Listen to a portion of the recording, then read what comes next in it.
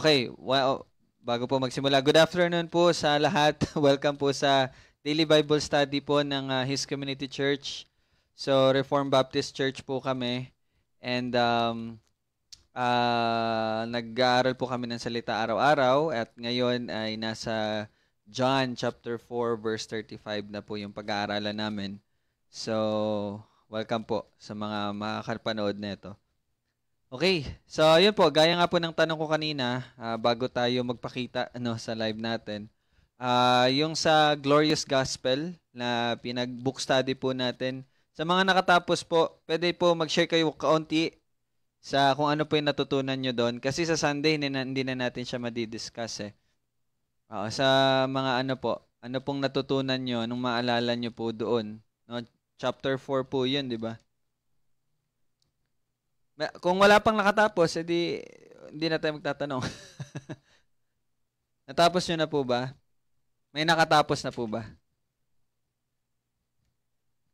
Si Lola, alam ko tapos na eh.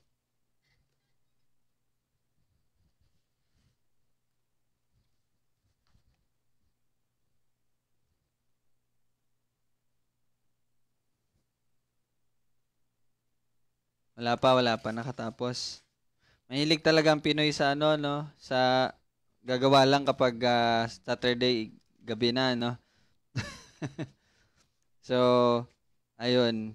Mag-ingat lang po tayo sa ganyang gawain kasi malay nyo bukas wala na. No?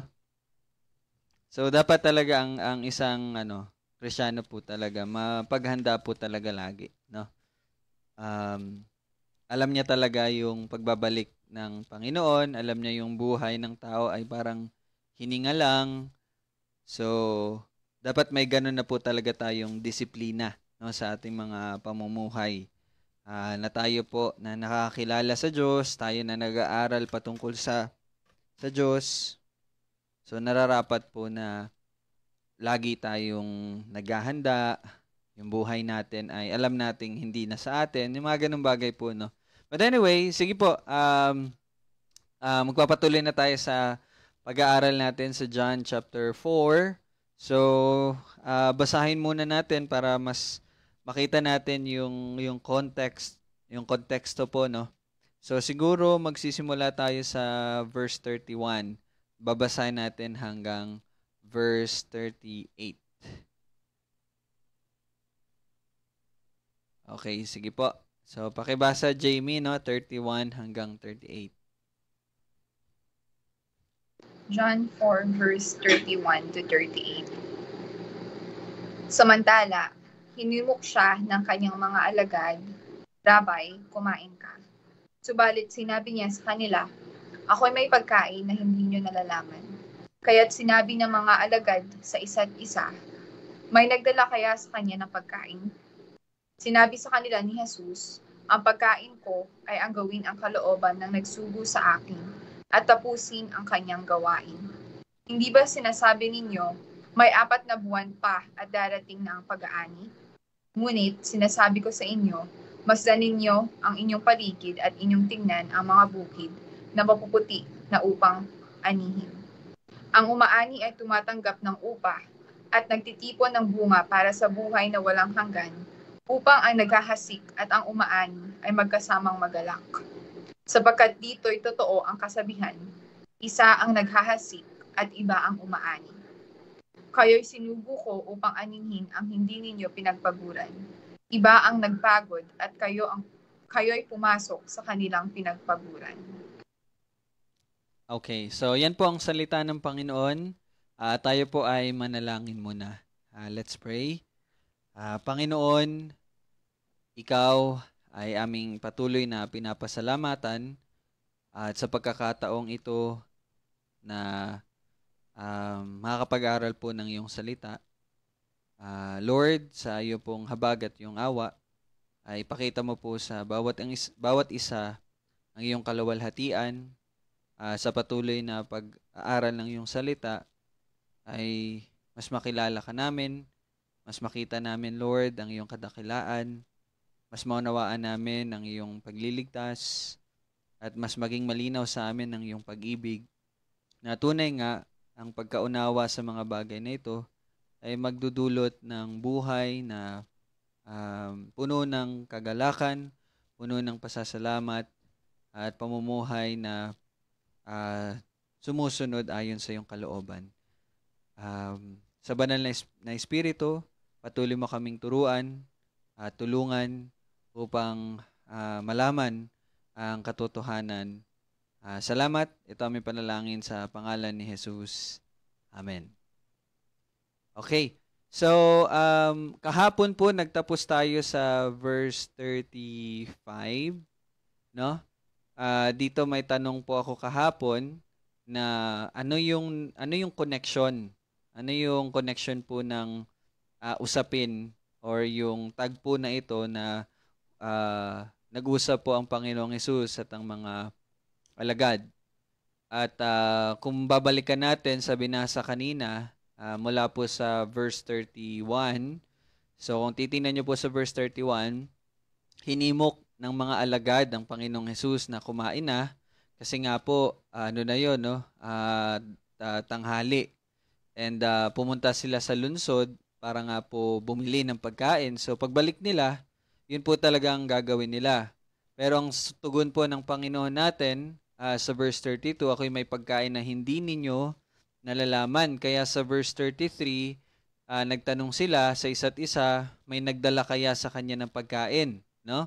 So akala nila may kinain ng Panginoon. Ang ibig sabihin ng Panginoong Hesus sa verse 32, may kinain na siya na hindi nila alam kasi nga nandun sila sa lungsod. Pero binigyan linaw ito ng Panginoon sa verse 34, ang pagkain ko ay gawin ang kalooban na nagsugo sa akin at tapusin ang kanyang gawain.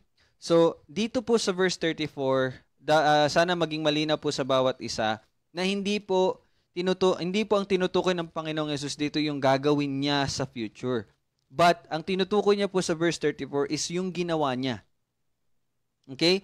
Yung ginawa niya, kani-kanina lang, bago dumating ang mga alagad, at patuloy niyang gagawin.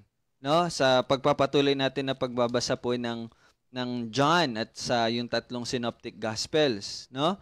Yun po ang ibig sabihin niya sa verse 34. Hindi sa future, but kung ano yung ginagawa niya. At ano yung ginawa niya kani-kanina lang. So sabi niya, ang pagkain ko ay ang gawin ng kalooban na nagsugo sa akin. So sana maging malinaw po na yung nangyaring tagpo kanina na kinausap ng Panginoong Hesus ang Samaritana at sinabi niya na siya nga ang Messiah.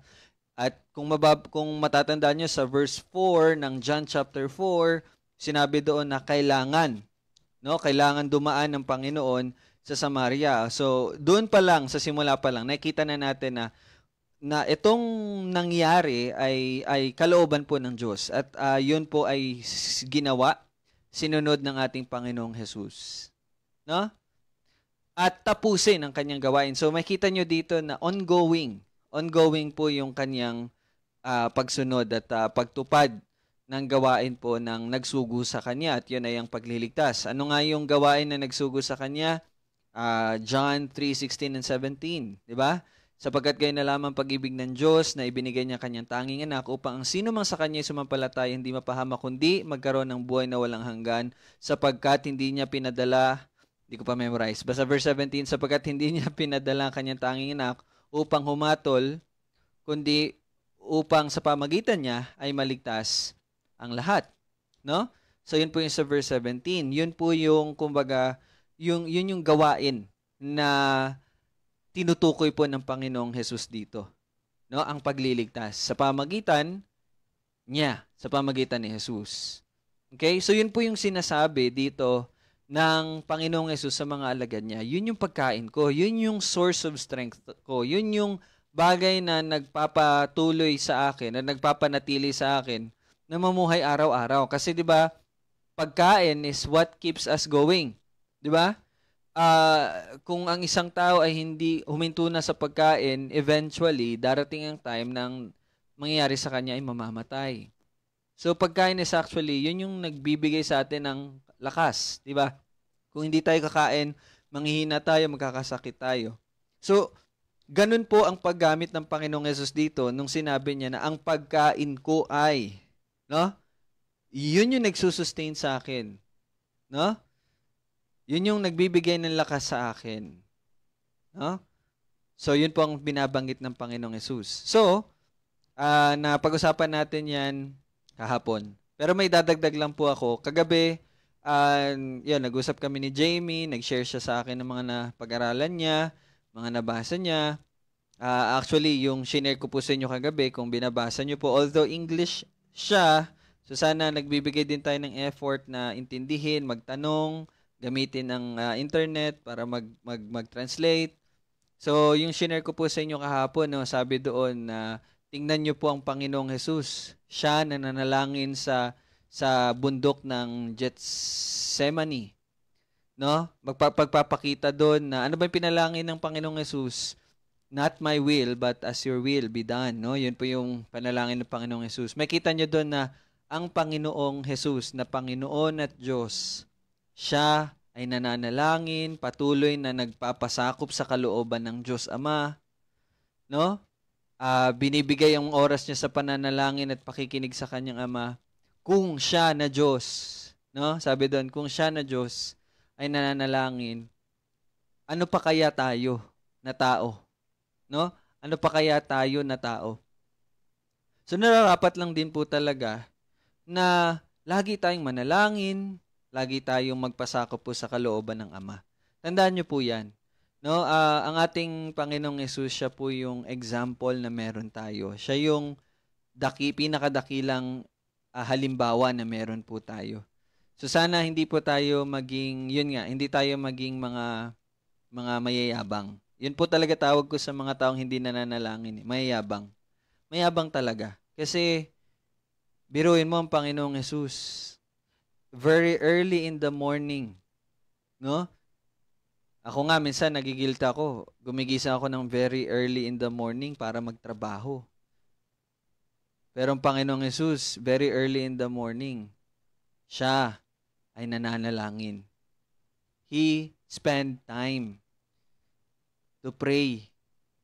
Siya nga na Diyos, nananalangin sa Ama, patuloy na nagpapasakop sa Ama, patuloy na pinapakita sa atin na kailangan niya ng gabay at kailangan niya ng lakas na nagmumula sa Ama sa pamagitan ng Espiritu Santo. Tayo pa kaya? No? Kaya po talaga mahihina tayo Kaya po talaga mahihina tayo. Bakit? Kasi hindi tayo humihingi ng lakas sa Panginoon sa pamagitan ng pananalangin. Hindi rin tayo nagpapasakop sa kung ano po ang kalooban ng Diyos. So sana po mag-repent po tayo sa ganoong lifestyle. No? Hindi talaga nararapat po na hindi tayo nananalangin. Hindi po. Hindi po talaga. Kung bibigyan natin ng mabigat na salita, no? Hindi mo talaga matatawag na Kristiyano ka kung hindi ka nananalangin. No? Pag sinabi ko pong nanalangin, hindi po yan, Lord, gabayan mo ko sa araw na to. Lord, salamat sa food. No, ang ibig ko pong sabihin na pananalangin is paghahayag ng kung anong kalooban ng Ama. No? Yun po yung prayer Yung paghahayag natin kung anong kalooban ng Ama. And kabalikat noon is ang babasa, pag-aaral ng kanyang salita. Kasi hindi natin malalaman ng kalooban ng Ama kung wala po tayong pag-aaral ng salita. No? So, ayun po. Sana maging maging paalala po sa bawat isa. Pananalangin. No? So anyway, yun po yung may share ko lang din po sa inyo. So, sa akin personally, malaking tulong din po yung meron ka talaga ding pero sana hindi ito yung maging main. Tulad namin ni Jamie, nagpe-pray po talaga kami. Bago matulog, nag-uusap kami niyan. And then, ayun, magsasabi kami, tara, pray na tayo. Mag-uusap kami, ano yung pagpe-pray natin? Anong na-observe mo? Anong nakita mo ngayon? Napag-aralan mo? Yun, pinag-uusapan namin. Hindi, nakakapagpalakas siya kasi meron ka talagang nakakausap ba na ito, ganito, ito, natutunan ko to, ito si ganito, ganyan. So, pag-pray natin siya na ganito. So, nakakatuwa po na meron kang ganong kasama. No? Na katulong ba? Katulong. Pero, hindi ibig sabihin nun na hindi ka naman nanalangin mag-isa. No? So, pagkatapos namin actually mag-pray ni Jamie, pag ako na lang mag-isa, bago ako matulog, yun, nagpe-pray naman ako, ako lang, mag-isa lang. So, ang ginawa ko, yun, sinusulat ko na yung prayer items ko bilang gabay. So, yan. Nagsusulat po ako ng prayer items. Yun. Kumbaga, ano talaga, disiplina eh. Disiplina talaga siya eh. Ah, kailangan mo talaga ng puso. Kailangan talaga ng pag-ibig. Kasi kung wala talaga yun, it will never drive us to do it. Wala talaga. Wala. So, pag-ibig talaga ng Panginoon. Pag-ibig talaga ng Panginoon. So, sa akin, ito, share ko lang po, para naman din makapag-ano kayo, no, makapagbulay-bulay. Sa experience ko po, by the grace of God, sa lagi kong pag-aaral, lagi kong pagbabasa, nalalaman ko na ganito ang Panginoon, nakita ko na ganito ang Panginoon, nakakapagbigay talaga siya ng push ba? Pinupush talaga ako na ito, ipag-pray ko to, ganito pala ang Panginoon. So ngayon, kani-kanina lang sa pag-aaral ko, ang nakita ko ngayon, no, ang natutunan ko po is yung yung ano talaga, ano ba tawag dito? Ang Panginoon ay matuwid talaga na judge. He is a just judge. Matuwid talaga siya na judge. So, kasi naghanda po ako para sa discussion para sa Saturday tsaka sa discussion namin sa music team. So inaral ko po yung 2 Corinthians 5. And naano ko talaga doon yung susunugin talaga yung mga bagay na ginagawa na hindi ayon sa kanyang kalooban. Masusunog po talaga 'yon, no? So gaya po ng shinare ko kanina sa GC, ayun, sana basahin nyo at pagbulay-bulayan ninyo, anuhin nyo yung mga sarili nyo. Ayun, susunugin talaga ng Panginoon lahat ng mga ginawang hindi ayon sa kanyang kalooban. Masusunog po talaga yon. Ayun, so He is a just judge. Kasi yung bagong kanta po natin, Jesus our judge and our savior. So, ayun, yun yung tema ko ngayong araw sa pag-aaral ko. And so yun, nagbigay siya ng dahilan sa akin na mas maging maingat sa mga desisyon, sa mga ginagawa ko, kasi malalantad lahat. Lalantad lahat. No? So, yun. Wala talaga tayong matatago sa Panginoon. Ay, ayun, naging tulong siya sa akin na mas maging maingat sa mga iniisip ko, sa mga sasabihin ko, sa gagawin ko, lalo na pag ako lang mag-isa. Ayun po. So, malaking tulong siya. Malaking tulong siya. So, pinapakita ko po sa inyo, the more you continue to study, read His Word, doon talaga mag-grow doon po talaga tayo mamomold. No? So, anyway, mahaba na yung introduction pero I hope nagkaroon po ito ng ano sa inyo. Sana merong na-convict, merong na-encourage, merong natama, may nasaway, may napalakas. So, may the Lord work in your heart sa pamagitan po ng mga salita na yun. Well, okay, verse 35. Sabi po sa verse 35, nagpatuloy po ang Panginoong Jesus, no, sa kanyang pagtuturo sa mga alagad. Sabi niya sa verse 35, hindi ba sinasabi ninyo may 4 na buwan pa at darating na ang pag-aani?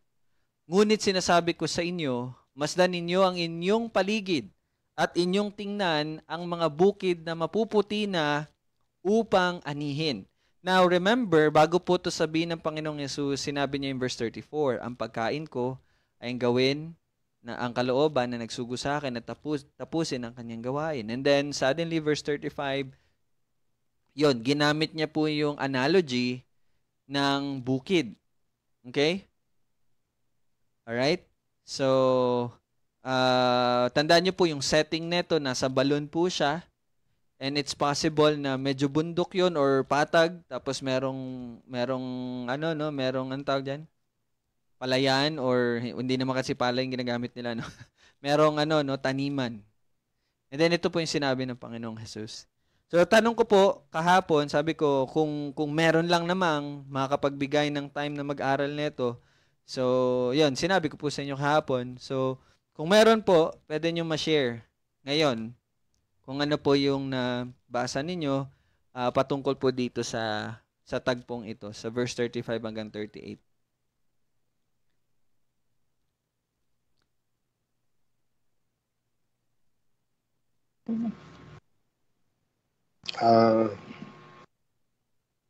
Kasi ang ano dito, parang inalin tulad lang ng Panginoon Diyos yung paghahasik at ang pag-aani. Kasi sa previous na ano natin, parang sinasabi kasi rito na ang Samaritana, maaring ito ay nakarinig na noon pa. O kumbaga nakarinig na siya ng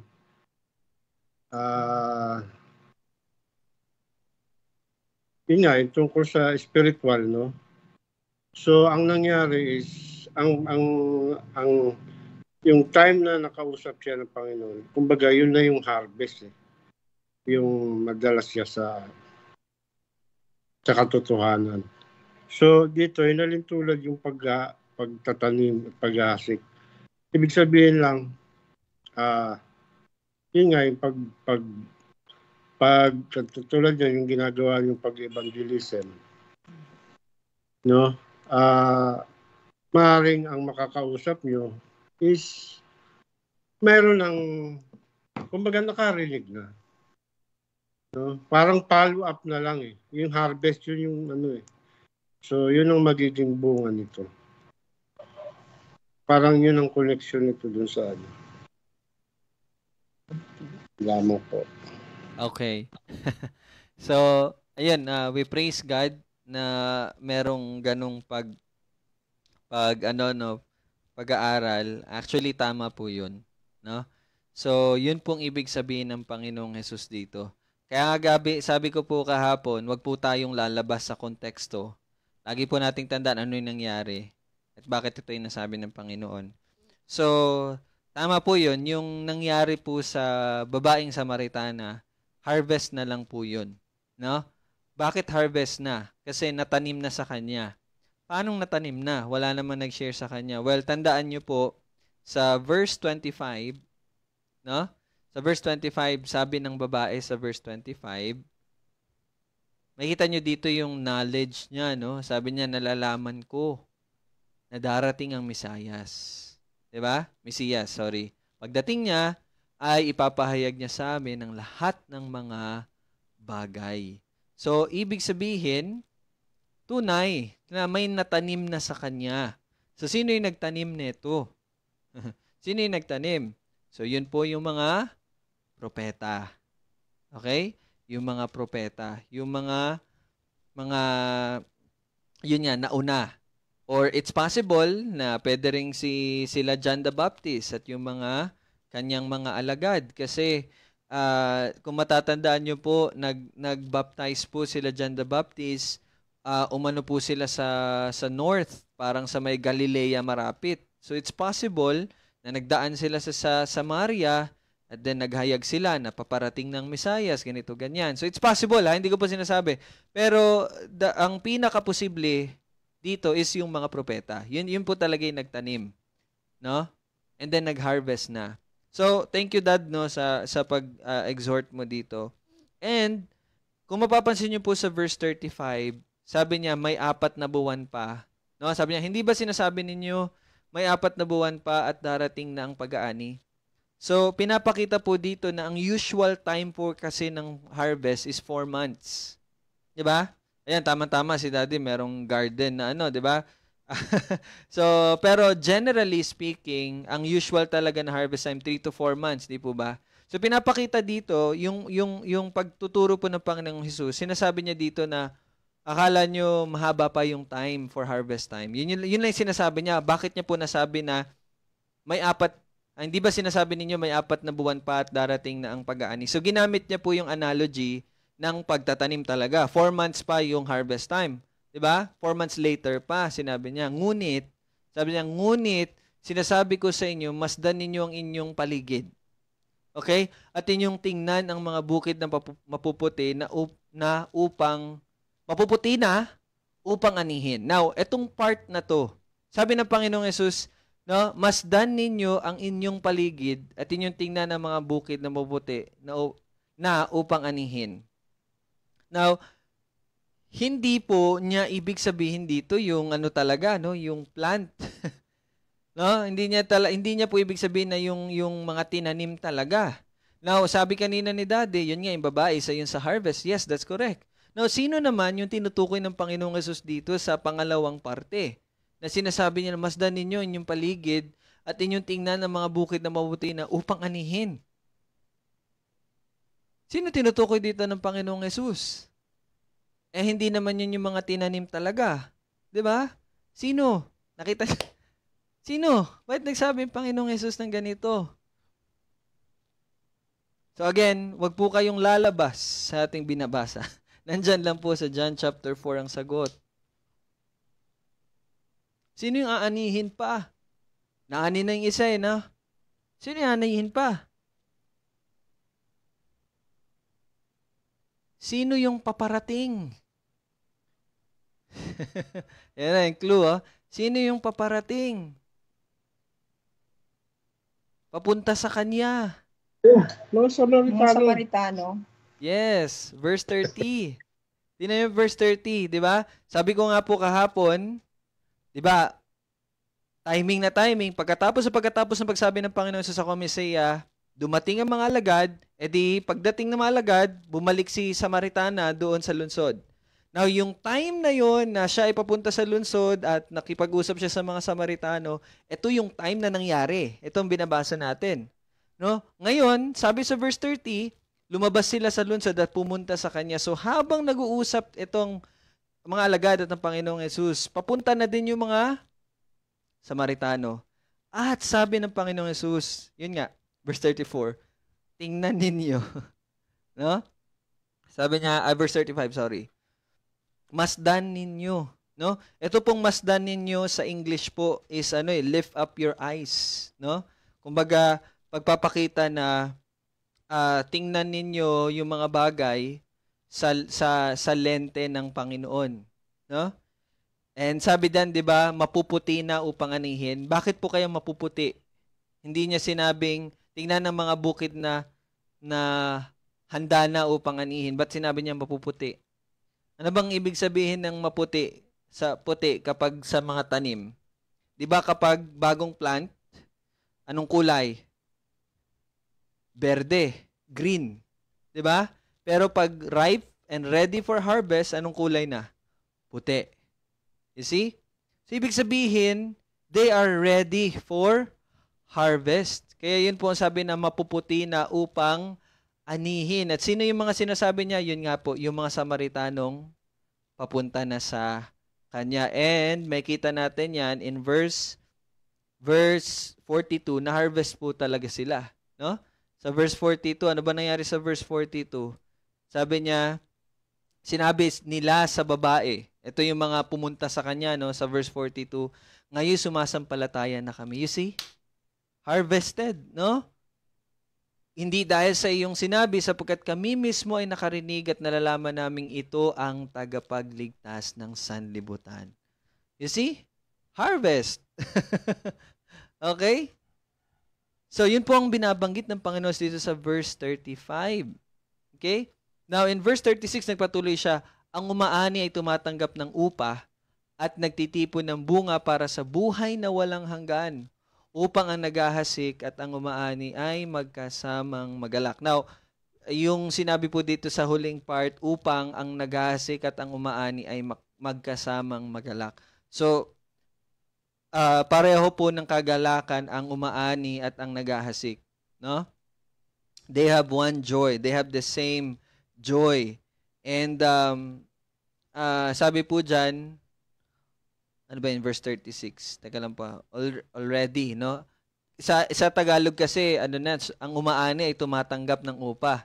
Pero dito po kasi sa English, sa verse 36, ang unang salita po, already. Already, he who reaps is receiving wages already. Bakit kaya already? Kasi po, dumating na po ang Messiah. No? Dumating na kasi ang Messiah. Tumatanggap na ng upa. Bakit? Kasi dumating na ang tagapagligtas. The harvest is now ongoing. Kasi dumating na ang tagapagligtas. Diba? So, ayun. Sabi dyan po, ang umaani ay tumatanggap ng upa at nagtitipon ng bunga para sa buhay na walang hanggan. Grabe, no? yung umaani daw, tumatanggap ng upa at nagtitipon ng bunga para sa buhay na walang hanggan. Dito nyo po makikita yung mga benefits po ng kaligtasan, and meron po talagang reward kapag tayo ay ginagamit ng Panginoon upang ang ibang tao ay sumampalataya sa Kanya. So there is a reward po talaga. And very timing po kasi yun nga, inaaral ko po yung, di ba, bagong kanta, Jesus, our Judge and our Savior. Very timing po talaga. There's a reward. Meron po talagang reward. Diba, sa mga tatay, nanay, pinag-aralan niyo yung Corinthians ulit. Diba, sabi ni Pablo, no? Meron talaga pong gantimpala, no? Meron talagang upa at meron talagang bunga para sa buhay na walang hanggan, no? So, kasi tingnan niyo po yung salita, ang umaani, 'di ba? And sino yung aani daw? Verse 37. Okay, verse 38 mas malinaw, pero basahin ko muna 38, no? Kayo'y sinugo ko upang anihin ang hindi ninyo pinagpaguran. So, very clear na ang umaani dito ngayon is yung mga alagad. At tayo din na mga alagad. Ang atin na lang pong ginagawa ay ang pag-harvest. Kaya nga sabi ng Panginoong Jesus, no? Nakalimutan ko lang yung chapter and verse. I think Matthew 19 ba yun? Nakalimutan ko, pero sabi niya, therefore pray for more workers, for the harvest is plentiful, but the workers are few. Harvest time na lang po talaga, no? Pero ito lang, mga kapatid, yung paghahayag po natin yung pag-evangelism, hindi man po ito nating gawing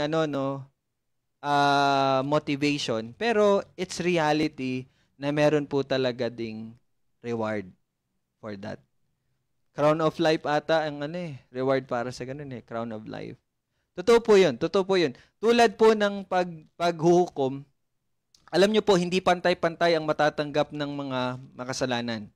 Ang gumagawa ng mas maraming kasalanan, sila din ay makatanggap ng mas maano na penalty. Totoo po 'yun. Meron po talagang ganon. It's the same also sa ating mga mananampalataya. There's a reward na binibigay. Merong reward. Okay? So, kaya ayun, sabi dito, kayo sinugo ko upang anihin ang hindi ninyo pinagpaguran, iba ang nagpagod at kayo pumasok sa kanilang pinagpaguran. Actually, napaka na lang natin privilege kumbaga, no. Imagine, no, yung mga propeta. Mas mahirap po, kumbaga kung anuhin lang natin, no, mas mahirap yung nila, yung ginawa nila. Bakit? Merong verses sa Hebrews ba 'yon? Kung natatandaan niyo, sinabi sa Hebrews, 'di ba? Sila alam nila na kung anong ginagawa nila ay hindi para sa kanilang sarili, but para sa inyo, para sa atin na, sa time na natin. Kasi sa kanila hindi pa nahayag, hindi nila makita ang Mesaya. Pero tayo sa time natin, nakita na natin at nalaman na natin kung sino ang Mesaya. Pero sila, sa kanilang paghahayag, sa kanilang pagdaan sa pagsubok, sa pag-uusig sa kanila, sa pagpatay sa kanila, hindi pa nila nakita kung sino ang Mesaya. Pero alam nila yung Mesaya kasi yun nga yung hinahayag nila eh. Pero alam nila na ginagawa nila yung bagay na yun para sa atin. You see, kaya verse 38 is true. Iba ang nagpagod at kayo'y pumasok sa kanilang pinagpaguran. Harvest na lang kayo.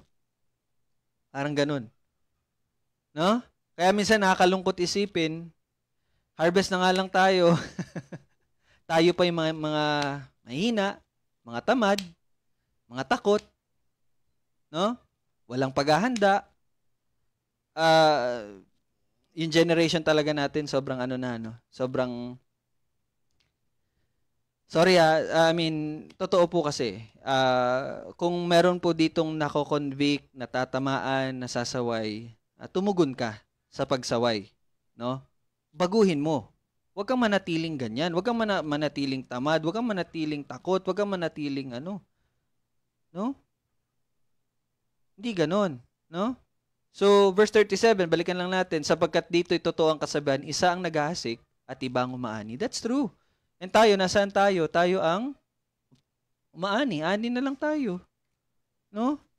So bakit panghihinaan pa tayo na lumabas at maghayag ng salita ng Panginoon? Pero again, totoo po kasi 'yon. Kapag wala talagang pamumuhay ng pagpapasakop sa Panginoon, pamumuhay ng pag-aaral ng kanyang salita, pamumuhay na nananalangin, pamumuhay na kinikilala at hinahanap ang Panginoon, mahirapan po talaga tayo gawin ito eh.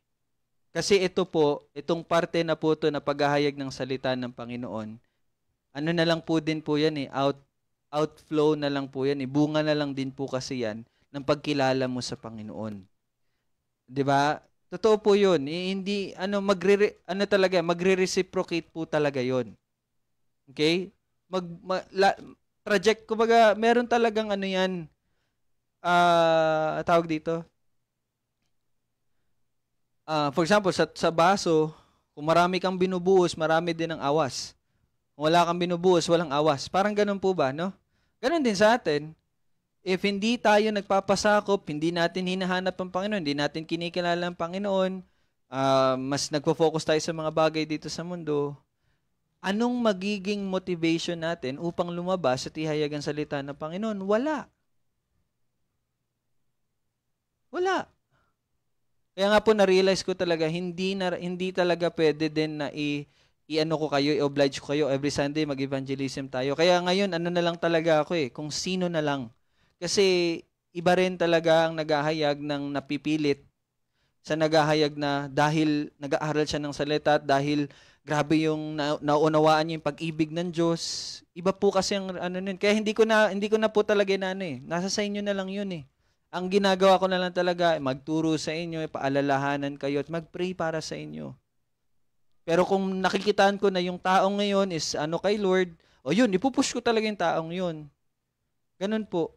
No? So, sinasabi ko po ito sa inyo is dahil praying na sana maano yung puso ninyo. God will move in your heart na mag-start na kayo na mas kilalanin siya. Diba? Mas kilalanin siya. So, yun po. It is the joy ng nagtanim, nagasik, at nag-aani. No? Meron po tayong parehong kaligayahan. It is the joy of our Lord and it is the joy ng mga niligtas din na maghayag upang maligtas pa ang iba. And there's a reward, no? Grabe, ligtas na nga tayo, may reward pa, no? So ako lang po talaga, okay na talaga, ligtas lang ako wala nang reward, Lord. Pero God is so gracious and so generous na kahit na, 'di ba, yung pagliligtas sa akin sapat na eh. Pero mayroon pa palang reward. So grabe si Lord, no? Grabe talaga. 'Di ba? Manghihina ka pa ba? After all of this, no, hindi ka lang ligtas. God will reward you for the glory of His name. Again, para po yun sa kaluwalhatian ng Panginoon. Diba? So, sana po nakarinig nito ay bigyan ng Panginoon ng puso na masahanapin siya at mag-mature na, mag-grow na talaga. No? So, ang panalangin ko lang talaga, sabi ng Panginoon, pray for more workers, for the harvest are plentiful, but the workers are few. So, ako lang talaga, pray ko lang talaga, Lord, bigyan mo na kami ng kasama. So, yun lang din pinagpipray ko. No? So, si Lord naman ang tutugon yan. Si Lord ang magbibigay yan. Because it is His work. Kailangan ko lang talaga magpasakop lagi. Gaya nga po ng message last Sunday, maging Kristiyano ka lang. Mamuhay ka lang bilang Kristiyano. Wala ka na ibang gagawin. No? Wala nang hurim-hurim. Wala nang G12, JMP strategy. Wala. Just be a Christian. Just be a Christian. Just be a son of God. Mamuhay ka lang bilang Kristiyano. Yun lang. Wala nang iba. So, yun po. So, dito lang po tayo magtatapos. We praise God. Tapos na natin yung sa Samaritan woman. Magpapatuloy tayo sa verse 39. So, next week naman to, verse 39. Okay? So, sige po. Tayo po ay manalangin. Our gracious Father, we bless you. And we honor you, O God. Salamat po sa salita mo. Salamat, Lord, for pagtuturo sa amin, Panginoon, na bilang iyong niligtas at bilang iisa sa iglesia, indeed, it is our joy also na makita ang iyong mga ililigtas na maligtas. At sa pamagitan ng paghahayag ng Ebanghelyo, dahil sabi mo nga sa iyong salita, the gospel is your power to save men. And Lord, patuloy mo pong palaguin ang bawat isa, puso na nagnanais, nagagalak at sabik na makilala ka pa. At Lord, ang pag-ibig mo naway mas malinaw na maunawaan ng bawat isa. Na Lord, ito ay mag-uudyok sa amin, na maghayag din ng pag-ibig mo, mamuhay na may pagpipigil, mamuhay na may pagtitiis, mamumuhay na pagiging makadiyos at pagmamahal sa mga kapatid, at mamumuhay na punong-puno ng pag-ibig, na magre-reflect, na magmamanifest din, Lord, sa pag-ibig namin sa iyo, pag-ibig namin sa mga kapatid, even pag-ibig namin sa aming mga kaaway. Panginoon, salamat dahil ikaw ang nagsabi nito at tunay na ito ay mangyayari sa buhay ng iyong binuhay. Para po sa kaluwalhatian ng iyong pangalan. Aming panalangin sa pangalan ni Jesus. Amen. Thank you po. Ingat po kayo. So 7 p.m. po, NPHP bukas. Bye-bye. God bless. Thank you.